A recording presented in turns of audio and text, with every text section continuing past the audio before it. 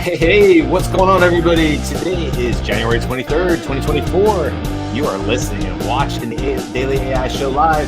And if you are looking and watching us, you can see my favorite thumbnail that I've created so far.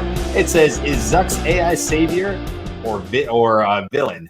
Kind of messed that up as I said. I could have been a little clearer on that. We're talking about Mark Zuckerberg today. Not just Mark Zuckerberg. We're talking about Meta, but let's be honest. Mark Zuckerberg still holds a lot of the shares and has premier voting power in perpetuity, I think, for Meta. So come on, it's Mark Zuckerberg and what he wants to do with the company.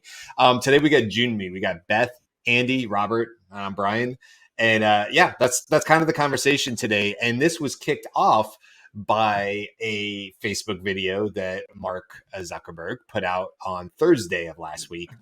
And basically, one of the things he said is I don't know if he said this in this or it was in the news article, but our long-term vision is to build general intelligence, open source it responsibly, and make it widely available so everyone can benefit. He wrote in the post. So that was on his post, I guess. And in the video, he sort of covered a couple different topics. He talked about how they were making a move at the company at Meta. And they were moving their, of course, it's not going to be on my screen. I'll get back to it. It was called FAIR, which is an acronym. I don't know what it stands for, but FAIR. And he said, bringing two of Meta's existing research efforts closer together, a project called FAIR, which has focused on basic research, and a second named Gen AI, which works on developing AI products for consumers. So anyway, that's the sort of the kickoff for this conversation. And, sort of tongue in cheek as far as is Meta, Mark Zuckerberg, a savior or villain when it comes to Gen AI. And really what that came from was there are definitely people who fall on both sides of this, whether it is responsible as a human race to open source something that could potentially be as powerful as an AGI, despite the fact that nobody really has a good definition of what AGI is. Even Mark Zuckerberg sort of stays away from trying to definitely define that because he said, does it mean human level intelligence or does it mean a complex other area? So I'll stop there and kick it off to you guys. What's your initial reaction to this? What do you guys think about Mark's sort of, announcement, if you will, his Facebook post on Thursday? Well, just a quick clarification. FAIR, surprisingly enough, stands for Facebook AI Research. Oh, that's easy. That's actually an easy acronym for once. Wow. Yeah. It must be super. Yeah. No. Oh. Okay. Yeah. I'm so always ready for an acronym to be like the government ones and the military ones are so ridiculous. It's such a stretch. That one is actually on its face pretty easy. That's pretty funny. Makes kind of sense. So I'd say that Facebook and Instagram and WhatsApp together, those three things represent this enormous reach to consumers worldwide. And so if Meta can stop stumbling around in terms of strategy, jumping from metaverse VR to AI and, then, putting out the glasses and having serious user adoption and retention problems with that model, you would think that a company of that scale would have tested this more thoroughly to determine that, some meaningful number of users who adopted that kind of AI would continue to use it, but that's not happened.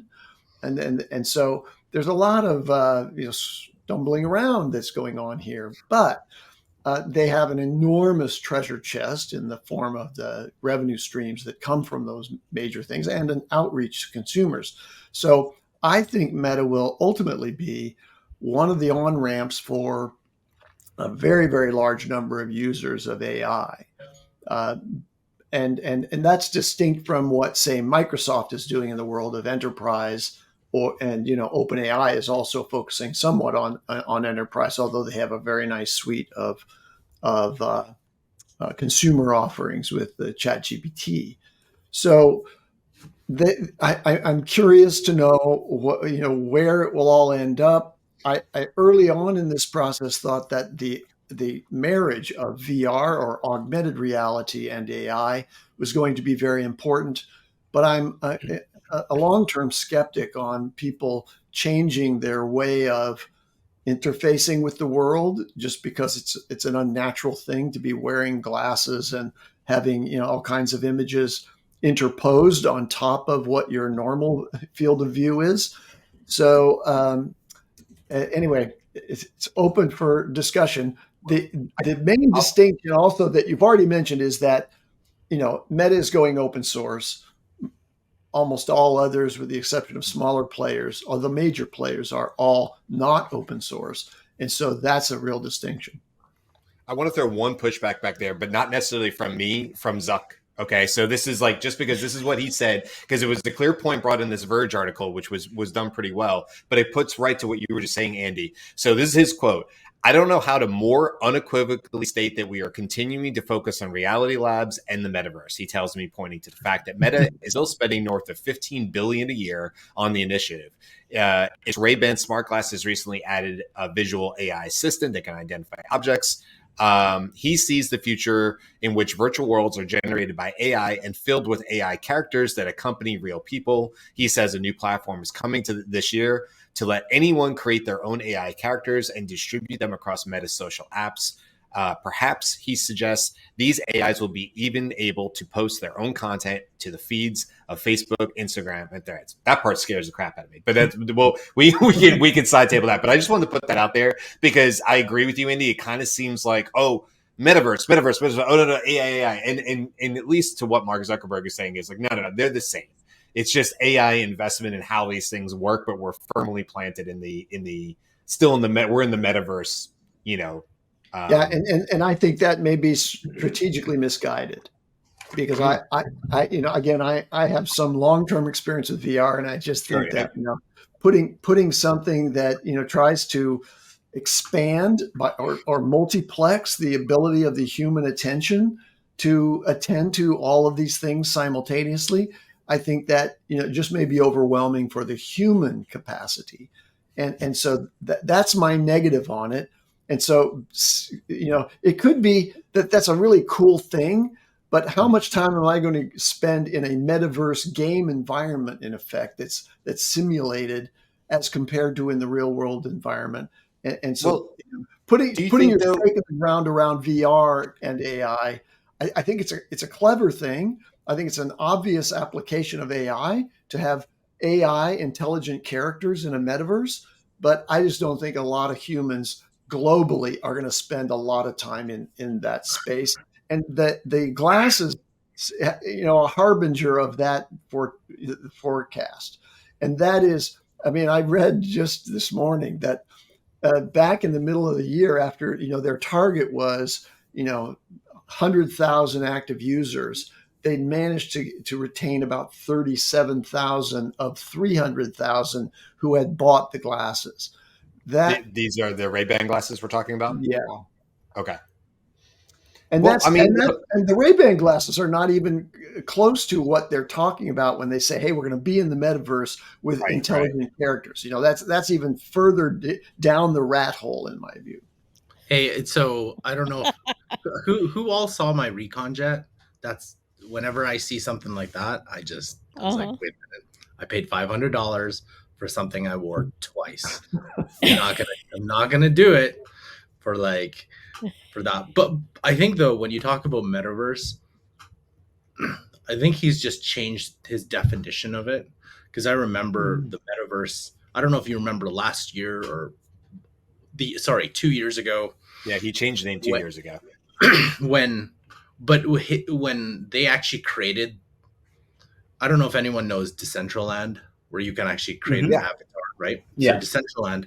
So they have Meta's whatever is, I don't know. I can't remember what their thing was, but there was a big scuffle where they were going to charge vendors who built in that metaverse, I think 60% of all revenue. So you know how Apple's App Store charges 30%, Facebook would have charged like 60%. And there's like, who in their right mind would build anything where your revenue is cut 60% and Meta takes 60 and you only get 40? So, and then no one actually was hanging out in said places. I remember Decentraland, where they had like shows put on by major brands, and I was like, how come I'm the only one my avatar. I'm the only one here walking around. This is like, I was like, I should just be playing video games. You're a loser, Karl. I thought you were cool. I was walking around. It's like, oh, there's a fashion show. I'm like, what? Why am I here? I'm like, this is Yeah. stupid. That's before you married, right? It's before you had kids. No, wild. Oh, I do want to point out for anybody not watching this, 4 of the 6 of us are currently wearing glasses, and I wear glasses for the computer all the time. So I don't wear them for like just when I'm doing shows. So it's not a 24/7 thing. But that's because I had LASIK. Otherwise, I would be still definitely wearing glasses my whole life. So I don't know, Andy. I mean, obviously the tech is not there. We're not just talking about putting on a pair of glasses and boom, there's this overlay and all that. But I do kind of think Mark Zuckerberg, Meta, they expect that this will be the technology at some point. And to me, it seems like, well, we're positioning ourselves because whether you think so or not you specifically, Andy, but the general population, like you are going to be walking down your sidewalk, since I happen to be looking at that over the screen here. And there's going to be overlays to that. That might be something as stupid as the weather and like it's going to rain in that direction or whatever, or it's going to be overlays for a nice walk. Or let's be very clear. We're talking about 2 different things. And I think Andy went one direction. And I think you're going a different. I mean, maybe I'm misreading the room, but there's AR versus VR, right? I am 100% that the metaverse is a stupid thing and will die on itself. VR is stupid, but AR is exactly where it's going, and it's going there very soon. I'm expecting contact lenses with UIs built in. I'm expecting glasses with the UI. I mean, it makes completely sense. If I go to China, I want to be able to see the dialogue of the person I'm talking to. That's easy tech. That's easy adaptability. I want to be able to use my virtual, my augmented reality to look around at a purse or a bike and see how much that cost, and all. What does that cost on Amazon? All of that is very easily done, and it's within reach. So I feel like the AR piece is definitely done, but the metaverse is a joke. Nobody's so metaverse is only VR. Is that the way you see it, Robert? I mean, maybe I could be just wrong on this. Metaverse is only VR because you're in a separate world. You're not in the real world. You're in a virtual world, kind of like that thing that him and what's his face did on Lex Friedman podcast, right? Right. Oh, we all remember Dwight Schrute, Second Life. Yeah, of course, Second Life. Yeah, right. Like became assistant to the regional manager. But he could fly. Only thing different. Yeah, but that's the only. And as a person who plays video games too, when you look at that, you're like, why would you go there when you could just get a video game and actually do something versus like kind of walk around and kind of do that? And then have some bulky thing on your head to make you do it. It doesn't like I don't know. Like it doesn't make any sense. Apple Vision Pro is different though. See, no. Really Apple Vision and I'm going to be able to look at my screen. It's going to be awesome. But isn't the Vision Pro just a highly specialized version of your metaverse environment? It's a virtual world. Blasphemy. You're looking at your room. You're choosing your different things. But look, I'll give a little pushback here. All right. Yeah. Is VR ready to be accepted by the masses as the next interface for, the next UI for people? No, I don't. I totally agree with you on that point. That's further down the line. Is it an inevitability that we, as whether we're coming from the gaming side or what Apple envisions with their Vision Pro, is that our work environment is now fully interactable and giving us a space that we can interact on a different level? Yes, we're totally going towards that. I think that's just a longer track than, say, like you said, Robert, AR. AR is that middle ground. AR is putting just one more layer that can automatically fit in front of our faces for that interactivity or that interface and things like that. So things like glasses, and you said contacts eventually and things like that, is an easy way to get that additional information. I like that you highlighted the whole like identifying and translation part, because I think that's the immediate that's the immediate return is the communication. If we can go anywhere in the world and look at any sign and it'll translate for us, and whenever we speak, like, because we've seen the tech that we announced that earlier too, is that we've seen the tech where it'll translate on the fly for us. Right. So that's going to break down communication and travel barriers. Let's just remember, though, that that's a very small subset of sort of the utilization of any kind of system. That's tourism, or Right. it's you're talking about a little backwater here in terms of global adoption of AI. I think that AI will be omnipresent. It's going to be, and those assistants that will ultimately be yours and tuned to you will go along with you, but they'll go just as I have a Chrome browser that knows whether it knows a lot about me, whether I'm on this machine or that machine or on my phone. All of those things will follow me, but I don't think it's going to be that my single point of interface with it is going to be some attachment to my head. I'm sorry, I'm just a skeptic about that, and it's partly because I'm old school, and I've seen Google Glass, I've seen Ray-Ban fall flat on its face, and I'm confused about how long it will take for people to have AR globally. Like, I mean, right. Everybody, like people walking down the street, how much penetration will there really be for AR? I think it's a wishful thinking. I'm gonna pop in here because I think to a certain extent Zuckerberg wins if everybody thinks that all Meta is doing is metaverse with AI, the sleeping giant, so to speak, because that's the brand that he wants everyone to be aware of, and the other part of AI for Meta is open source, so there's not as much branding associated with it. I'm not a gamer. I have no like, I'm sort of with Andy. I don't want like digital floaties happening in front of my visual field when I'm not asking for that. Just because, like, I love that. I want digital floaties. I'm going to remember that. But so tag that. Get that website done. Digitalfloaties.ai. But I don't think we can talk about Meta and AI without talking about Jan LeCun, I think is how you pronounce his name. He is in charge of Meta's research. He was initially brought in to manage, but now he's in charge of Meta's research lab. And I think that to a certain extent, that's sort of the push-pull of the open source. Like, Zuckerberg is committed to it, but you could hear, like, ish, right? Like, if we can make it work, it's going to work. And Jan is 100% like, this is the responsible play, right? Like, and it's, I think to your point, Beth, too, it's okay. So there's a lot to unpack, and I would love to spend maybe 5-10 minutes talking about the open source side of it, because I think that's huge. Okay, number one, we can all agree that this is a strategic play.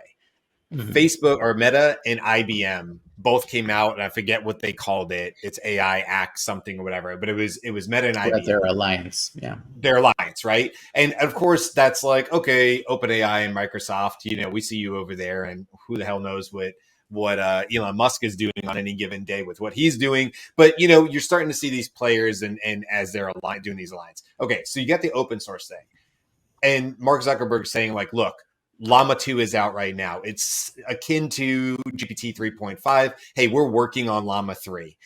What does that mean? Does that mean it'll be as smart as GPT 4 and then GPT 5 will come out and then it'll be behind again? Not really sure, but it's open source. And he was basically saying, like you said, Beth, ish. Because what he basically said is, I'm not going to say anything that I don't think I can backtrack on.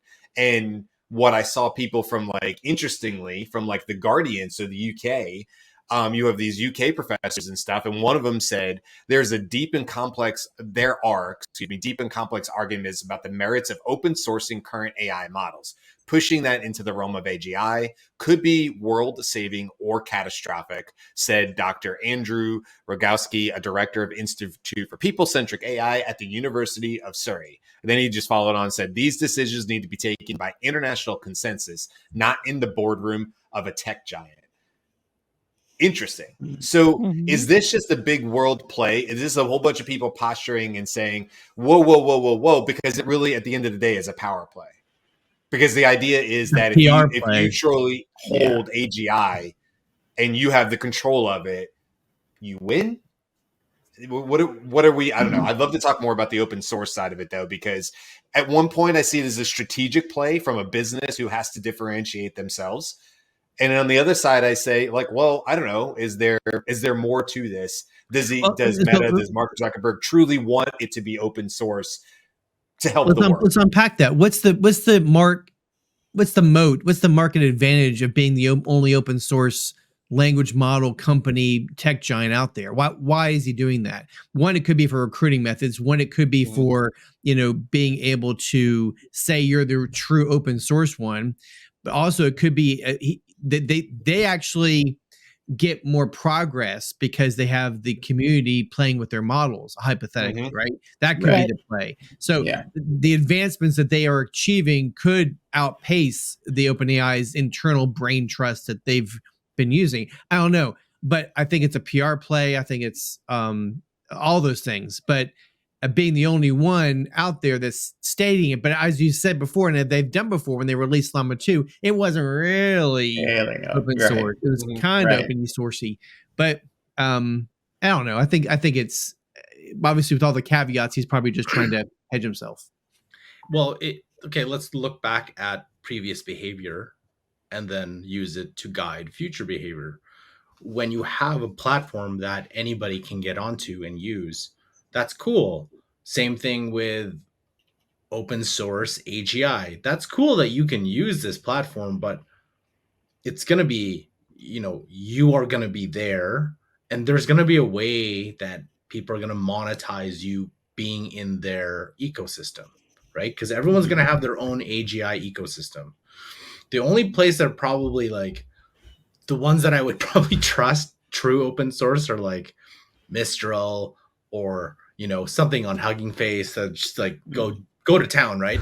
But and I think this is where open source versus closed source, you have that kind of, well, there are no restrictions or guidelines or anything. It's open source, you use it, and woe to anybody who uses it for despicable manners. Versus closed source, we all know what that is. So I think that's always the dichotomy, and that's always going to be, there's arguments for and against, and that's where we're headed, is whether you go with Meta's AGI, whether OpenAI's AGI, whether Mistral's AGI, like the end game is, I think everyone can kind of see it. I think you're right. Like when you say open source, the only ones you trust, exactly. How can you take Facebook's claim, and even what Jennifer says in the comments, which I'll go ahead and put up here for those, that Jan LeCun only agreed to stay if they remain open source. This is a for-profit company. This is not like they got altruistic motives and they're looking for the betterment of man. They can say that all that they want in their mission statements, but that's not the case. It's stock price, stock value, right? And their shareholders. So when it comes down to it, it's a moat. It's a way to differentiate themselves amongst the other ones. Jan LeCun might be a purist, but at the end of the day, they're looking at how can we differentiate ourselves from the other ones out there and make our stock price go up. And on that note, I just wanted to bring this up because thank you, Jennifer, by the way, for your comments and adding on to what Beth had originally said about Jan LeCun. This is his, and I'll try to make it a little bit bigger here. This was his X post from Thursday, so same day that Mark put out his thing, obviously in coordination. And if you can't see it, I'll try to read it real quick. Jan said, FAIR's mission is to develop a science and technology for human-level AI assistants, machines that understand the world, can perceive, remember, reason, plan, and act. In the not-too-distant future, all of our interactions in the digital world will be mediated by AI assistants through our smart glasses and other devices, despite what Andy thinks. This is what Jan's saying. We need these systems to have human-level intelligence if they are to understand the world, people, and tools, so as to help us in our daily lives. To accelerate progress, FAIR is now a sister organization organization of Gen AI, the AI product division. Simultaneously, Meta is building a massive computing infrastructure. We talked about that, 360,000 NVIDIA H100s to support AI research, development, production. And then finally, of course, we are committed to open research and open source AI platforms. Yes, Llama 3 is coming. FAIR is quite simply the best place in the world to advance AI research to the next level, and Meta is the best place in the world to get it in the hands of billions of people. He's so recruiting. Pretty big statement there. Yeah. And yeah, here we are. Definitely recruiting. There's also been conversation about. There's also been this like X conversation happening about. So who are the 30 under 30, and the 30 under 30 in AI are people whose names you don't know. And he made a post of like, it's sad that and actually it was Karl who said this. Yeah, I don't know where the echo is coming from. I don't know. Okay, I want to kind of correct my perspective on this a little bit. I do believe in the long run that wearables that are, the interface with your AI assistant will take an unobtrusive and common form like glasses. So you'll have audio, just like the Bose. Bose has a set of glasses that have really nice sound in the stems. You don't have to put anything in your ears; it's right here. Yeah. So glasses have this really nice thing that gets both vision and ears. So I think that's the most likely interface. But there will also be pocket devices like portable phones and Rabbit, baby. So. So I don't want to be cast in the camp that I don't think that Ray-Ban glasses ultimately will be, successful. I think that Jan LeCun is right. So I see that. The AGI question, AGI assistance does require that there be a video feed into the AI so that the AI can see what you're seeing. So, it makes sense then that, that camera is going to be up there. So I just wanted to make an elaboration of my perspective on glasses, even though the Ray-Ban launch is not a thing, right? There's only a very minuscule number of people who adopted them. I think ultimately it will be glasses. So as we sort of wrap up things here, we got a few minutes left. Let me bring it back to the top. All right. Mark Zuckerberg, Meta, if you like, AI's savior, villain, somewhere in between. What do we think the next few years, let's say 3 years, because that seems like a billion years in AI terms, looks like in terms of what Meta brings to the AI landscape? Yeah, I'll go first on this one. I think Zuck's a little bit of both. I don't know where it officially landed, but after they closed the responsible AI team, that kind of news is always worrisome. It's like, well, we want that. It does seem like they still have that through line in their FAIR organization, so that's good to hear. And then on the other side, I'm a big proponent of open source. I think having everybody's eyes on something does make it better. So having it at least partially available for everyone to take a look at and add to, or and build up is a good thing for AI in the long run. Linux. Yep. I was thinking that exact thing, Andy, when he was talking. I was like, yeah, that's, they didn't make a lot of money, obviously, but they did a lot of good. They had a lot of, operating system using it. So I'll just piggyback on Jyunmi. Although at first glance, I'm thinking he's out of touch. Not Jyunmi. I'm talking about Zuckerberg. But I think that the strategic play to be the open source villain, the play on words there, I think is going to play well into their pocketbooks, but they are out of touch with the whole metaverse thing. So I wish they'd throw away that direction and go the other direction, anyway. I think they already are de facto. They're moving away from it, even though they have to kind of keep a leg in that camp. I'll say that Meta is one of the few companies out there with a profound potential to focus on consumer adoption. And I think they're moving in the right direction that way. I think they're a player. They're going to be here to stay.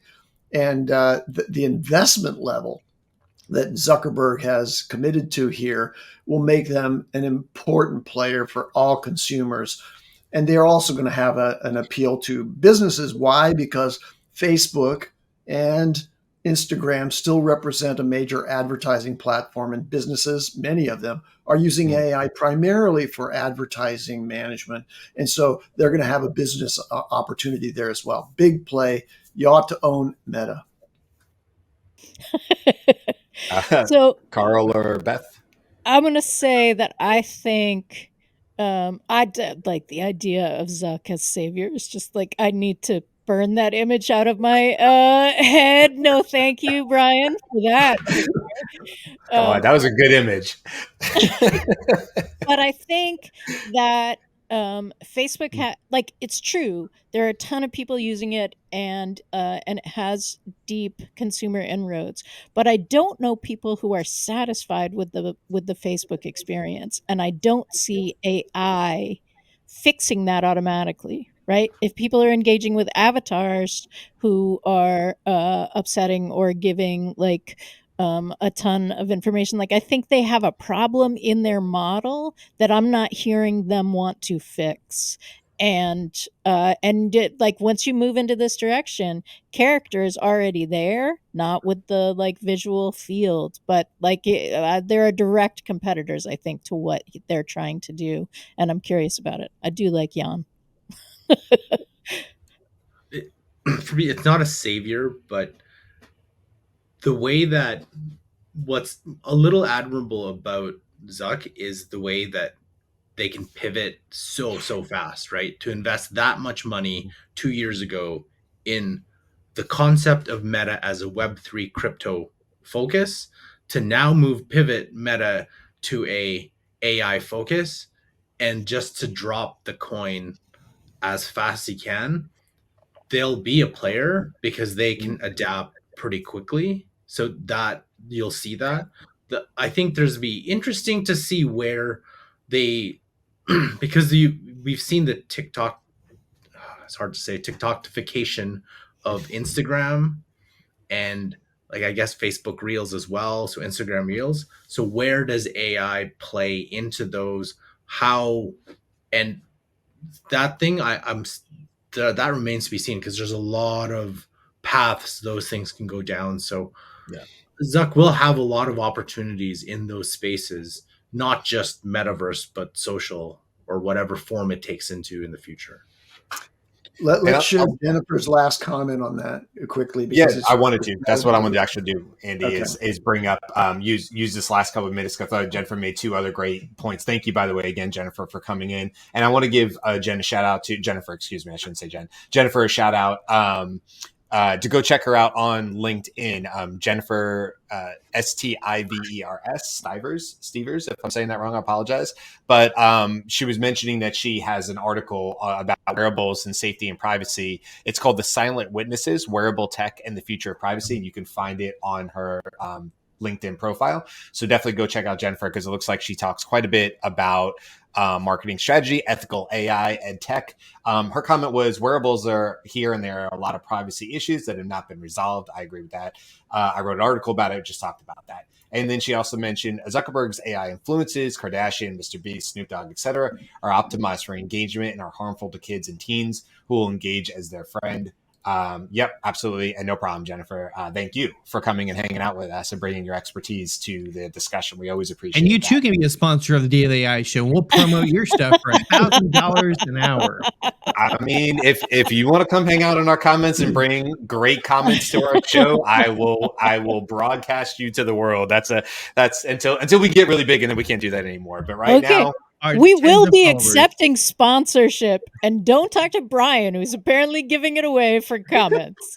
I mean, On the point about show up in the comments. That's all I'm saying. Show up in the comments, and we'll be your friend. That's all. There you go. on Jennifer's point about the negative impacts of these influencer types, in terms of cultural influence, I think that's kind of the past business model, because once Jan LeCun's vision of AGI AI assistance, omnipresent with you, take place, the power of influencers is going to subside. All right, possibly. we'll end it there. I know. Yeah. I'm gonna we're at the 35, so we'll end it there. Tomorrow we got the news on Thursday. We're talking about something, Andy, actually you brought up, which was creativity and whether tools like ChatGPT will kill it or unlock it. We can expand on that. That'll be on Thursday. Friday we're talking about Microsoft Copilot. Seeing some really interesting things. Who's the guy? Who's the guy on TikTok that we always? Malik. You've told us we're talking about McKinsey report. On Friday? I thought it was Copilot. Yep. Copilot's Monday on the schedule you gave us. So I think I switched them. Okay. You're right. I think it is McKinsey report this Friday, and it might be Microsoft next week. Either way, we have lots of AI stuff. That's really what I'm getting down to. Is I've clearly put a lot on the schedule, and you guys should keep coming back and listening, and I'll get this all sorted. Thank you, Beth. All right, that's it. We'll be back tomorrow with the news, and there is some cool news for tomorrow, so I can't wait. All right, see you guys.